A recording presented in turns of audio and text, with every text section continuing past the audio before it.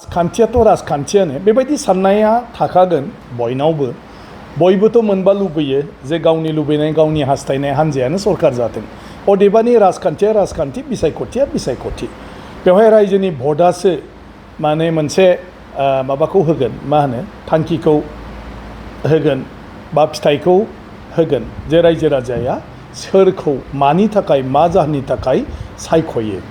बिनि सायावसो आरोखि ओमफ्राय राजखान्थि हान्जायाव खुनु हारि थाया आरो राजखान्थि हान्जायाव खुनु रिजनेल बा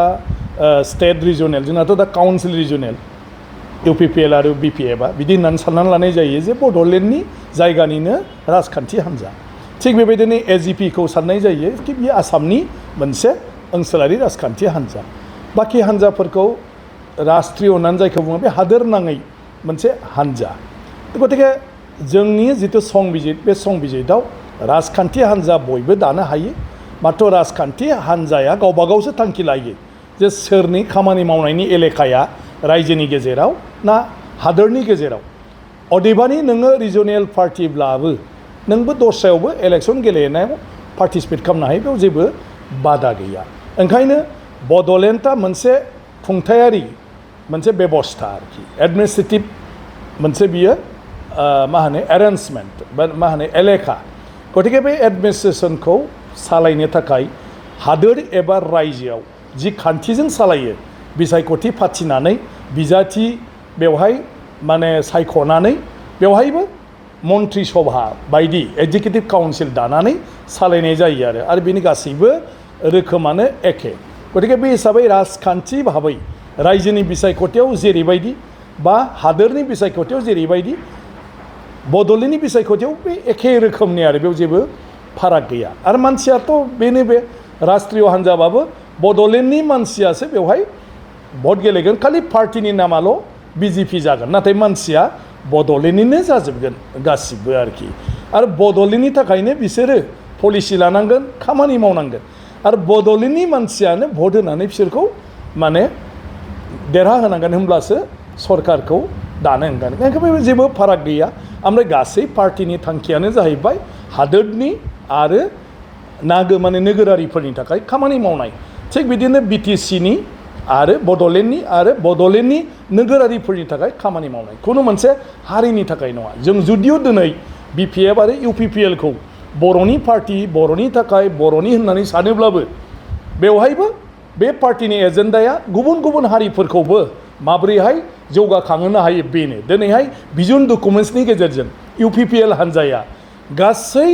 बिटिसिआव रायजो जानाय गुबुन गुबुन हारिफोरखौ बिसोरनि राव हारिमु बिसोरनि सिनायथिखौ बोरै गोजोर खालामनो हायो आरो बिसोरनि मोनथायफोरखौ बोरै मोनहोनो हायो बिसोरनोबो माब्रैहाय निफ्राय लानानै बायदिसिना खेथ्रआव खामानि मावनानै होनो हायो बेखौ दिनै इउपिपिएलआ जुदिअ बेखौ बर' पार्टि होनबाय थादोंब्लाबो बर'नि अनगा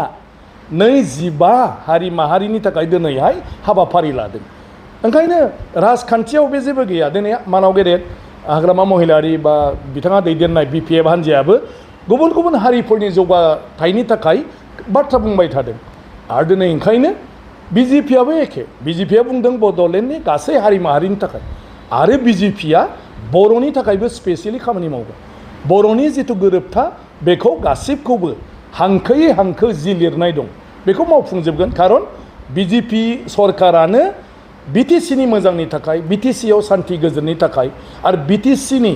बर'फ्रा हास्थायनाय बायदियै बेखिनि खामानिखौ बेवहाय मावनो दिनै गोरोबथा खालामदों 1903 मायथाइयाव बिटिसि गोरोबथा आरो 2020 मायथाइयाव बिटिआर गोरोबथा आरो बे गासै गोरोबथाखौनो बिजेपिआ खालामनाय जादों जाहाथे बिटिसि ओनसोल आरो बिटिसिनि नोगोरारिफ्रा गासिबो हादोरनि गुबुन गुबुन जायगानि बायदि बिसोरबो जौगासारनो हायो ओंखायनो बिजेपिआ सोरबा गुबुन हारिनि पार्टि नङा बिजेपिआ हादोर आरो नोगोरारिनि पार्टि आरो बिजेपिआ जुदि बिटिसिआव दिनै सरकार जायोब्ला बे बिजेपिआ बिटिसिनि नोगोरारिजों लोगोसे बर'फोरनि राव हारिमु थुनलाइ गांनाय उखैनाय जत' जि दं आरो बर'फोरनि सोमावसारनायनि गेजेरजों जेफोर बाथ्राखौ सरकारा होदों बे गासैखौबो मोजाङै मोजां मावफुंनानै होनो थाखाय बे खामानिखौ मावगोन दिनै मानाव गेदेर chief minister doctor Himanta Biswa Sharma बिथाङा दिनैनिल' नङा बिटिसि गोरोबथा जाखांनायनि उननिफ्रायनो बे बिटिसिखौ दाफुंनाय आरो बे बिटिसिखौ जौगाखांनायनि गासै माखासे माने हाबाफारिफोरखौ बिथाङानो मावफुंबोजोबदों। अब्ला बिथाङा मालाबाबो बर' पार्टिनि सोद्रोमा नङा। दिनै बिटिसिनि सेक्रेटारियेटखौ गासै डिपार्टमेन्टफोरखौनो बेवहाय अफिसार हरजोबनानै पस्ट सेंसन खालामजोबनानै इस्टाब्लिश खालामनायनि गुदियाव हिमन्त बिश्व शर्मा। खारन आं गावनो